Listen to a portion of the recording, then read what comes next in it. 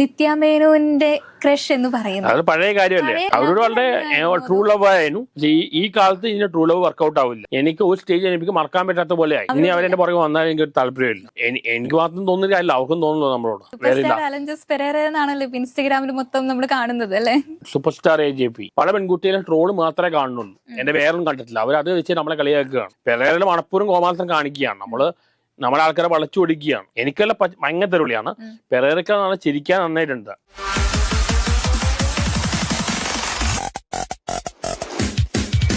ജയിലിൽ പോയിട്ട് വന്നതിന് ശേഷം പല സ്ഥലങ്ങളിൽ നിന്ന് തഴയുന്നതായിട്ട് അനുഭവപ്പെടാറുണ്ടോ? അല്ല, തഴയല്ല.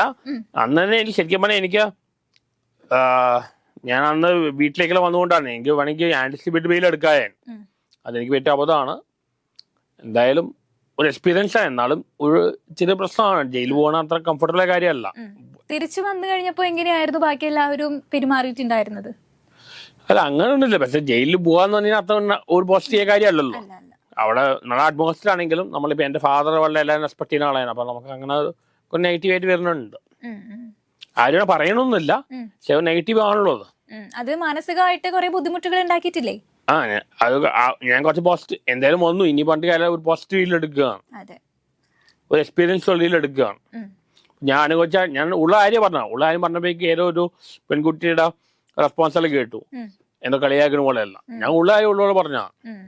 ഇന്നാള് ഞാൻ എൻ്റെ ഒരു ഇൻസ്റ്റാഗ്രാമിൽ ഞാൻ അറസ്റ്റ് ആയ ദിവസം എന്നെ ഇമിറ്റേറ്റ് ചെയ്ത ആറാട്ടക്കാവണ ഒരു പെൺകുട്ടിയിൽ വന്നിട്ടുണ്ടായിരുന്നു, അനുപമ രാജവണ്ണ. ഞാൻ അവർക്കെല്ലാം മെസ്സേജ് അയച്ചിട്ടുണ്ടായിരുന്നു. നന്നായി ഇമിറ്റേറ്റ് ചെയ്തിട്ടുണ്ട് അവർ. ഓക്കെ, അപ്പൊ ഇതേപോലെ ഇൻസ്റ്റഗ്രാമിലൂടെ ഒക്കെ കുറെ ട്രോൾ വീഡിയോസ് എന്റെ ഇൻസ്റ്റാഗ്രാം അക്കൗണ്ട് പോയി. നല്ല റീച്ച് ആയിരുന്നു, നന്നായിട്ട് ഉണ്ടായിരുന്നു. അത് ആരോ റിപ്പോർട്ട് അടിച്ചു കളഞ്ഞു. എനിക്ക് മോർ ദ ഗ്ലാമർ സെലിബ്രിറ്റി, ഇപ്പൊ മൂവീസിലാണ് ഇപ്പൊ വിചാരിച്ച ഒരു ആക്ടറെ മാറാം, ഒരു ഇന്റർനാഷണൽ സെലിബ്രിറ്റി അങ്ങനെയാണ് ആഗ്രഹം.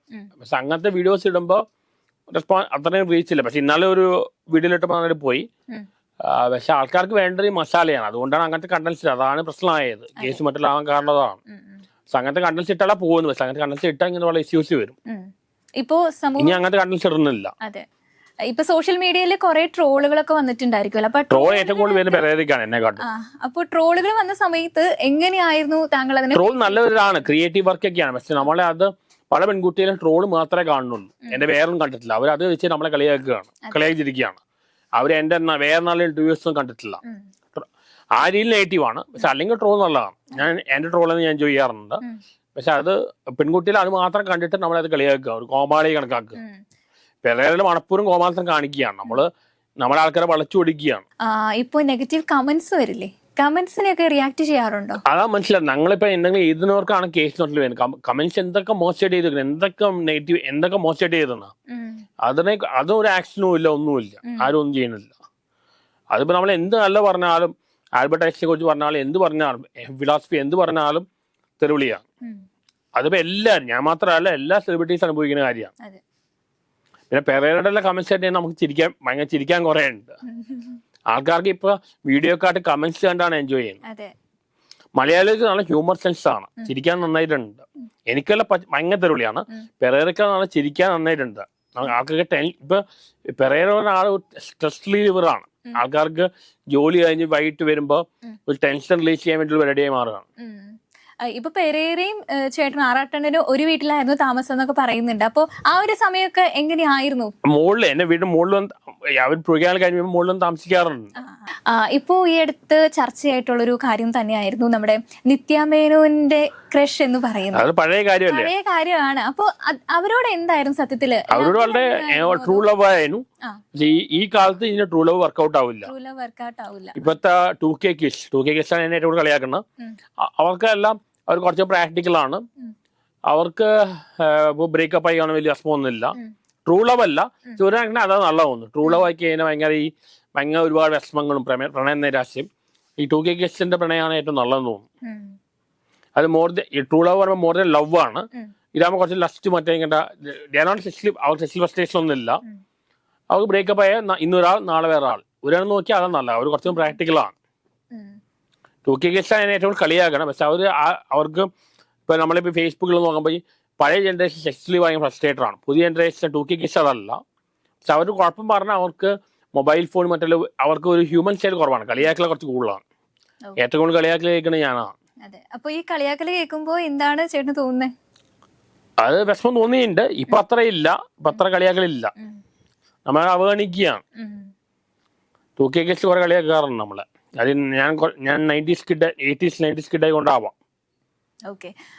ഇപ്പോ ഈ പറയുന്ന എന്താ ഇവർക്ക് ഒരു നമ്മളെ ഏജ് കുറച്ച് പ്രായമുള്ളതാണ്, ഒരു റെസ്പെക്ട് അങ്ങനൊന്നും ഇല്ല, ഭയങ്കര കളിയാക്കലാണ് അവര്. ഇപ്പോ അവർക്ക് അവരുടെ പോസിറ്റീവ് ഉണ്ട്. അതെ.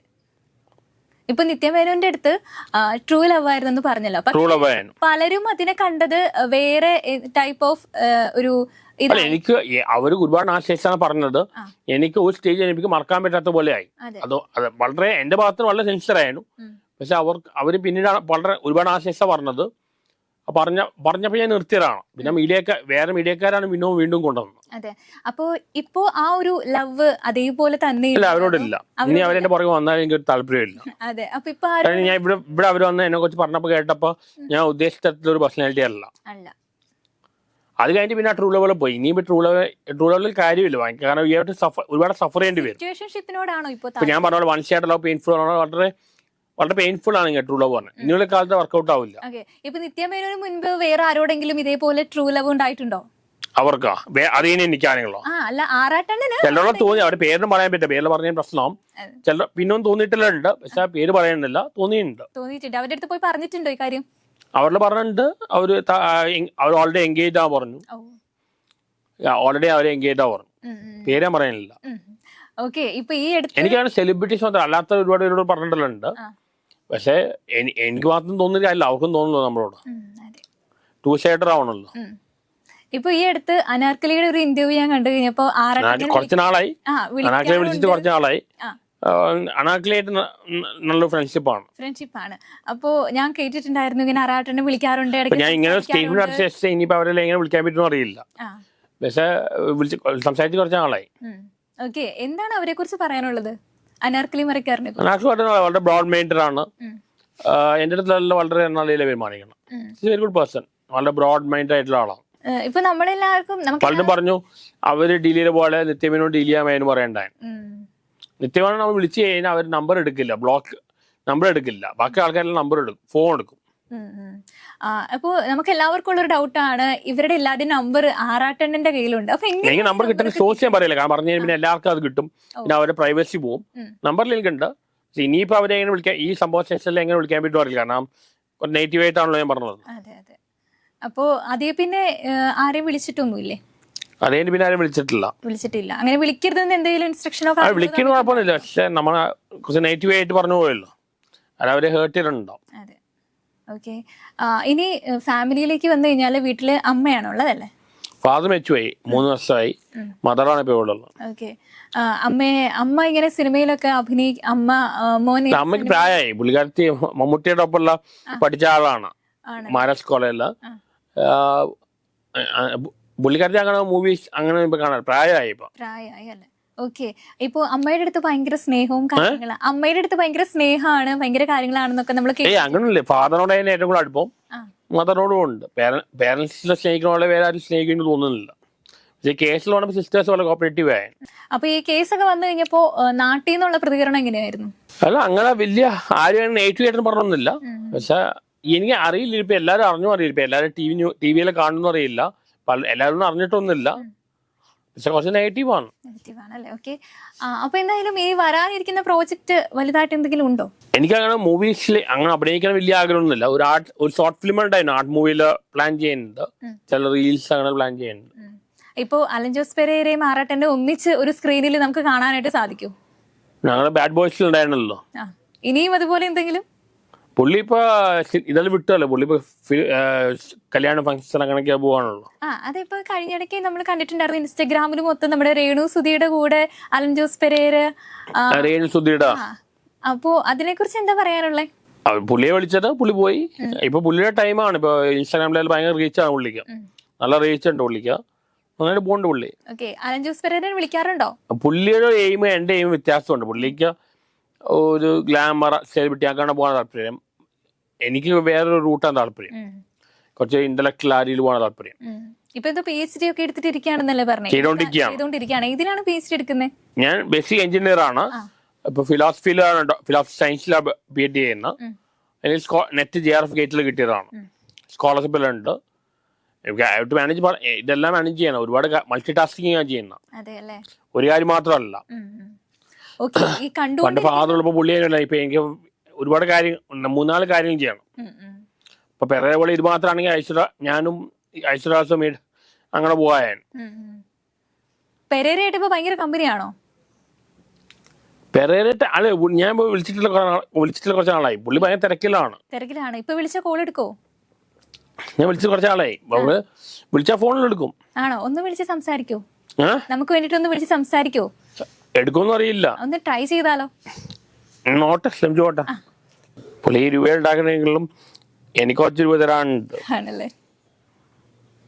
കിട്ടിയില്ല. സാറില്ല, എന്തെങ്കിലും പുള്ളി സൂപ്പർ സ്റ്റാർ വേറെ ലെവലിലേക്ക് പോയിക്കൊണ്ടിരിക്കുകയല്ലേ. എനിക്ക് കിട്ടിയില്ല. സാറില്ല, നമുക്ക് സംസാരിച്ച് കുറച്ച് നാളായി. അപ്പൊ കോള് കണ്ടു കഴിഞ്ഞാൽ തിരിച്ചു വിളിക്കൂ? ഇനി തിരിച്ചാ ഭയങ്കര വിളിക്കുന്നു അറിയില്ല. പുള്ളി ഇപ്പൊ വേറെ സൂപ്പർ സ്റ്റാർ, വേറെ പദവിയിലേക്ക് അലഞ്ചോസ് പെരേര എന്നാണല്ലോ ഇൻസ്റ്റഗ്രാമിൽ മൊത്തം നമ്മൾ കാണുന്നത് അല്ലേ? AJP അലഞ്ചോസ് സൂപ്പർ സ്റ്റാർ AJP. അതെ. AJP ഫാൻ ആണോ ചേട്ടൻ? ഞാനോ? ഞാൻ അല്ല, ഡാൻസ് എന്നെക്കാട്ടും ഡാൻസ് ചെയ്യും, പാട്ട് പാടും, അങ്ങനെ പല പരിപാടികളുണ്ടല്ലോ. ഓരോ സമയത്ത് ഓരോ കാര്യങ്ങളാണ്. കുറച്ചൊരു പ്രാക്ടിക്കലാണ്. എന്നെക്കാട്ടും സ്മാർട്ടാണ്, മണി ഉണ്ടാക്കുന്നുണ്ട്. പുള്ളി ഞാൻ അറിയാതെ വൈറലായതാണ്. പുള്ളി പ്ലാൻ ചെയ്ത് വൈറലായ ആളാണ്. പിന്നെ ഓരോ പ്ലാൻ ചെയ്യുന്നതാണ്.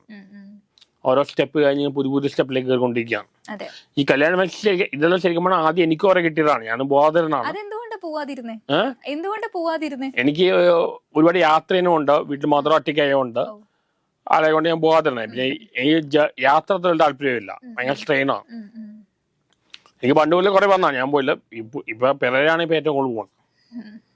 അതെ, ഇനിയിപ്പോ രണ്ടുപേരും ഒരേ ഫീൽഡിലേക്ക് ഇറങ്ങി കഴിഞ്ഞാല് ബാരാട്ടണ്ണനും ഈ ഒരു ഫീൽഡിലേക്ക് ഇറങ്ങണമെന്ന് പറഞ്ഞിരിക്കുകയാണല്ലോ. അപ്പൊ എന്തെങ്കിലും ഉണ്ടാവോ? ഈഗോ ക്ലാഷോ കാര്യങ്ങളോ ഉണ്ടാവോ? ഈഗോ ക്ലാഷാ എനിക്കങ്ങനൊന്നുമില്ല, പുള്ളിക്കുണ്ടാവും അറിയില്ല. അപ്പൊ അങ്ങനെ ഉണ്ടായി കഴിഞ്ഞാൽ എന്ത് ചെയ്യും?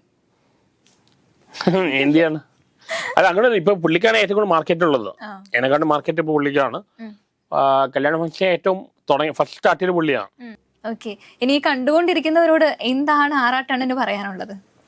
എന്ത് മെസ്സേജ് ആണ് അവർക്ക് കൊടുക്കാനുള്ളത്? കുറച്ചുകൂടി ഈ ട്രോൾ മാത്രമല്ലാതെ എല്ലാ വീഡിയോസും കാണുക. വെറുതെ ഒരു കോമാളിയെ മാത്രം കാണരുത്. ഞാൻ മണപ്പൂർ ഒരു കോമാത്രം കാണിച്ചിട്ടില്ല. എനിക്ക് എൻ്റെ ഒരു ഭാഗത്ത് കുറച്ച് ഇന്റലക്ച്വൽ ആ രീതിയിൽ പോകാൻ താല്പര്യം. ആ രീതിയിൽ എടുക്കുക എന്നുള്ളതാണ്. ട്രോള് മാത്രം കണ്ട് എന്നെ വാലിഡേറ്റ് ചെയ്യരുത്. എന്നെ പലത് ഈ വളച്ചൊടിച്ച് കാണിച്ചാണ്. അപ്പൊ പലയിടത്തും പെൺകുട്ടികളെ കളിയാക്കിയിരിക്കുന്നത് കാണാം. ഇപ്പൊ ട്രോൾ മാത്രമല്ല, വേറെ നല്ല വീഡിയോസ് കേരളമുള്ള കുറെ ഇന്റർവ്യൂസിലുണ്ട്, അതും കാണുക. ഓക്കെ, അപ്പൊ എന്തായാലും ആറാട്ടണ്ണന്റെ ഇത്രയും സമയം നമുക്ക് വേണ്ടി മാറ്റി വെച്ചതിൽ ഒരുപാട് സന്തോഷമുണ്ട്. ഇനിയും നല്ല നല്ല റിവ്യൂസ് പറയാനായിട്ട് സാധിക്കട്ടെ, ബിഗ് സ്ക്രീനിൽ ഞങ്ങൾ കാണാൻ സാധിക്കട്ടെ. അപ്പൊ എന്തായാലും thank you so much. Okay, നല്ല ഇന്റർവ്യൂ ആയിരുന്നു. Thank you.